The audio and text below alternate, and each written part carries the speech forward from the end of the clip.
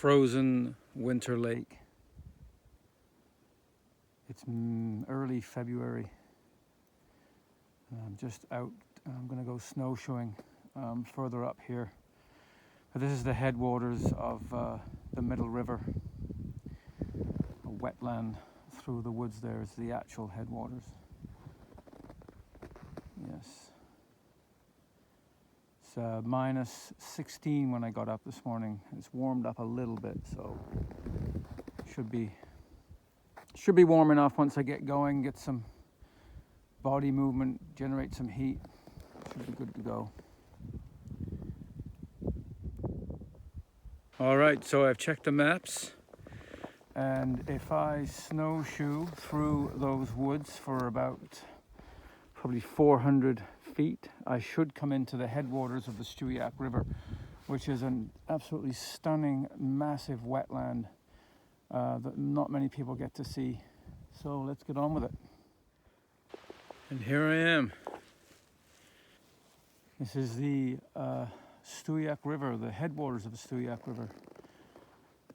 It's all frozen in right now. A little bit of open water over there. This is a huge wetland, and I'm going to try and make my way across to those big spruce in the distance.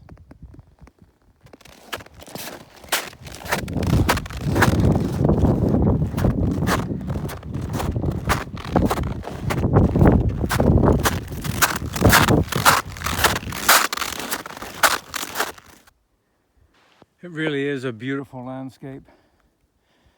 Everything's frozen, of course. This is the main river right here. It's like a big black spruce bog here. And if you look down there, you see those tracks. That's where a snowshoe hare came out of the woods, across the river. And here, into those woods right here. So I'm going to continue up to the large spruce up there and sort of make my way around to the left. So there's my snowshoe track. Here's a view of this huge ecosystem.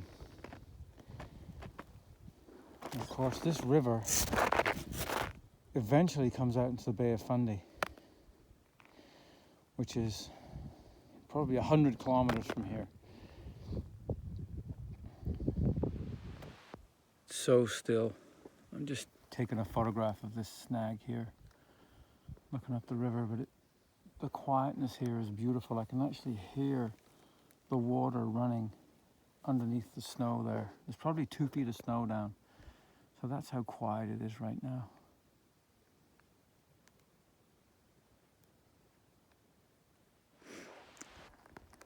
These big wetlands are home to Nova Scotia's sort of 3 main endangered species of the boreal forest, and they are the olive-sided flycatcher, the Canada warbler, and the rusty blackbird. And I came from way over there, and on a still morning in June, I've heard olive-sided flycatchers singing in here. And they sing quick at 3 beers. It's really unique to hear them. I've never seen a rusty blackbird in here or heard one. Canada warbler, yes, lots of breeding Canada warblers in a location like this. And I've actually had them all across there. So this is why it's really important to protect habitats like this, to make sure that they're intact and that the surrounding forests are intact. The light is really harsh right now, but I'm taking these photographs anyway. We'll probably paint something from them eventually. So I'm actually in the woods now that I pointed to at the very start of this video. And just look at that, it's so gorgeous, so silent, beautiful light. I really have a sense right now that I am actually in a wilderness area, and it could be anywhere in Canada.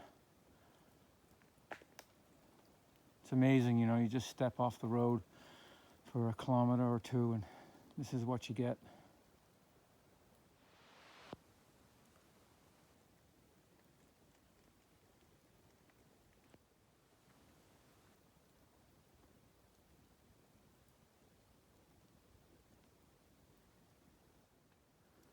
Just look at this big spruce.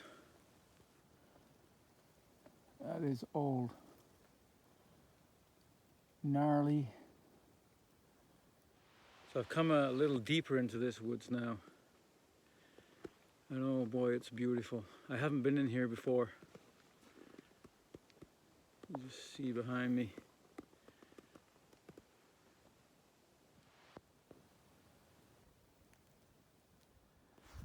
Well, that's where I came from. Way up there, they made a big loop all the way across here and then back around here. And this is where I entered into this big wetland, the Stewiacke River. And I've just been sitting here for 15 or 20 minutes, just waiting for the light to get nice, and you can just see the beautiful shadows there. And I'm pretty sure in a place like this, it would be almost impossible to get in here in the summer. It would just be so boggy, so wet, full of insects. But probably worth it, you know, if you could get a canoe in here, perhaps. Anyway, this is the headwaters of the Stewiacke River. Isn't it beautiful? Early February. Take care.